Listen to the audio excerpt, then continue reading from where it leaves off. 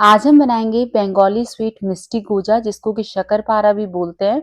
और इसका टेस्ट बिल्कुल बालूशाही जैसा होता है। तो बिल्कुल जालीदार लेयर्ड मिष्टी गोजा आज हम घर पे बनाकर तैयार करेंगे। तो चलिए दोस्तों बना लेते हैं। इससे पहले हेलो एवरीवन, तृप्ति होम किचन में आपका स्वागत है। मिष्टी गोजा बनाने के लिए सबसे पहले एक मिक्सिंग बोल में आपको मैदा लेना है। तो ये मैंने 300 ग्राम मैदा लिया। अगर कप के नाप से देखते हैं तो 2.5 कप मैदा है। 1/4 टीस्पून मैंने इसके अंदर नमक डाला है। साथ में 1 छोटा चम्मच मैंने इसके अंदर बेकिंग पाउडर डाला है। बेकिंग सोडा नहीं डालना है, बेकिंग पाउडर ही डालना है। और साथ में अब मैं इसके अंदर आधा कप घी डाल दे रही हूँ। घी की जगह आप तेल भी डाल सकते हैं, लेकिन घी से क्या होगा, टेस्ट बहुत अच्छा आएगा, इसलिए आप घी का इस्तेमाल करिएगा। घी डाल करके अच्छे से मिक्स कर लीजिएगा। उसके बाद इस तरीके से बांध कर देखिएगा तो देखिए मुट्ठी बन रही है, यानी मोयन बिल्कुल परफेक्ट पड़ा है। और अब हम इसका डो लगा करके तैयार करेंगे।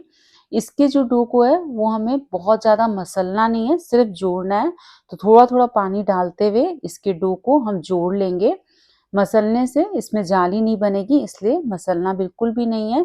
तो मैंने मैदे को जोड़ लिया है और अब मैं ढक करके इसे 5 मिनट के लिए रख दे रही हूँ।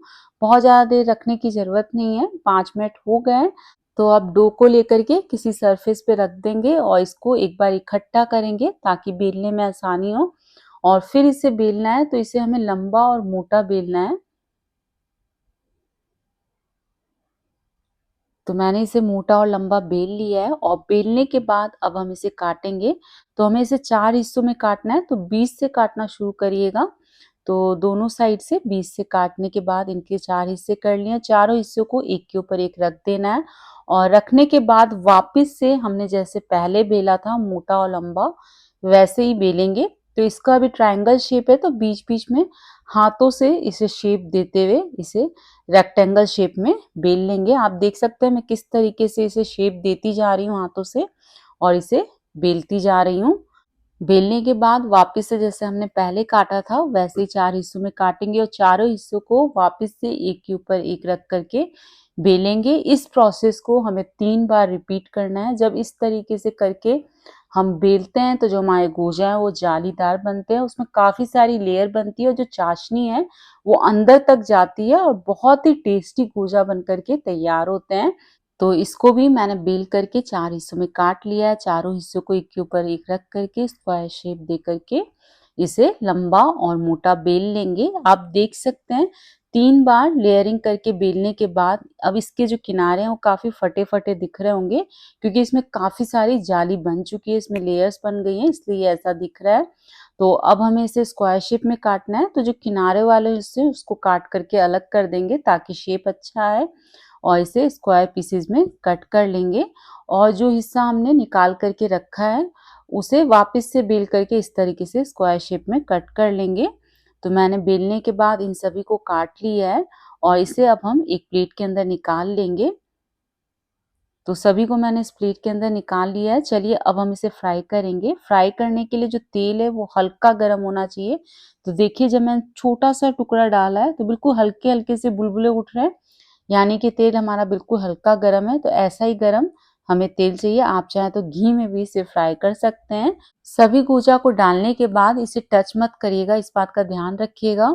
और गैस की फ्लेम को लो रखिएगा, लो फ्लेम पर ही फ्राई करना है।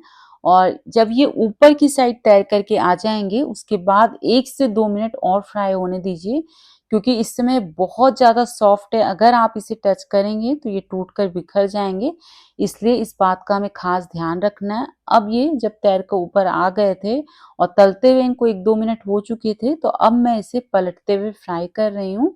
इनको हमें गोल्डन ब्राउन और क्रिस्पी होने तक फ्राई करना है। बस आपको ध्यान रख कर के फ्राई करना है, गैस की फ्लेम को लो रखना है और अच्छे से इन्हें फ्राई होने देना है। एक बैच को फ्राई होने में 8 से 10 मिनट लग जाते हैं। तो अब आप देख सकते हैं इनका कलर गोल्डन ब्राउन आ चुका है, ये अच्छे खासे क्रिस्पी भी हो गए हैं। तो इस समय हम सभी को एक प्लेट के अंदर निकाल लेंगे। तो मैं इस छलनी के अंदर पहले निकाल ले रही हूँ ताकि जो भी एक्स्ट्रा ऑयल हो वो कढ़ाई के अंदर ही गिर जाए। तो आप देख सकते हैं कितने जालीदार गोजा बनकर के तैयार हुए हैं। तो मैंने सभी को फ्राई कर लिया है और अब हम क्या करेंगे, इसके लिए चाशनी तैयार करेंगे। चाशनी बनाने के लिए सबसे पहले आपको एक कढ़ाई लेनी है, इसके अंदर डाल देनी चीनी। तो मैंने इसके अंदर 1.5 कप चीनी डाली है और जितनी चीनी लें उतना ही पानी डाल दीजिएगा।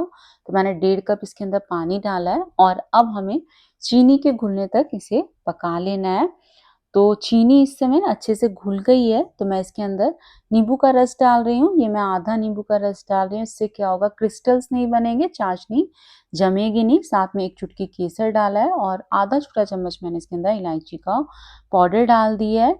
तो इसमें अच्छा सा एक कलर लाने के लिए मैं केसर को घोल करके इसके अंदर डाल रही हूँ। तो मैंने केसर को हल्का सा तवे पर सेक करके फिर पानी डाल करके इसे फुला दिया था। तो आप देख सकते हैं चाशनी का कलर बहुत अच्छा आ गया है। वैसे केसर यूज़ करना बिल्कुल ऑप्शनल है और अब हम इसे पकने देंगे जब तक कि इसमें पतला सा एक तार ना बनने लगे। बहुत ज़्यादा गाढ़ा तार नहीं बनाना है, बिल्कुल हल्का सा पतला एक तार बनने लगा है। तो इस समय जो गोजा हमने तैयार करके रखे हैं वो इसके अंदर डाल देंगे और डालने के बाद चाशनी में आपको इसको लगभग 3 से 4 मिनट के लिए पकाना है। बहुत ज़्यादा देर भी चाशनी में मत पकाइएगा, वरना ये बहुत ज़्यादा सॉफ्ट हो जाएँगे। अगर आपको ज़्यादा क्रिस्पी पसंद है, तो आप चाशनी में और भी कम देर पकाइएगा। तो मैं 3 से 4 मिनट के लिए पका रही हूँ। तो बीच-बीच में पलटते हुए ही पकाइएगा, नहीं तो कहीं पे चाशनी जाएगी, कहीं नहीं जाएगी, इसलिए इसे बीच-बीच में उलटते-पलटते हुए चाशनी में पका लेना है। तो अब इसको चाशनी में पकते हुए 3 से 4 मिनट हो चुके हैं, तो मैं इनको निकाल ले रही हूँ एक प्लेट के अंदर और जो चाशनी बच जाएगी उससे आप दूसरी कोई मिठाई बना सकते हैं, जैसे मालपुआ भी बना सकते हैं। तो मैंने सभी को चाशनी में से निकाल लिया है, तो हमारे गोजा बन कर के तैयार हैं और बहुत जालीदार खस्ता गोजा बन कर के तैयार हुए हैं। आप एक बार इस रेसिपी को ट्राई करिए और रेसिपी पसंद आए तो प्लीज़ लाइक, शेयर, सब्सक्राइब करना ना भूलें।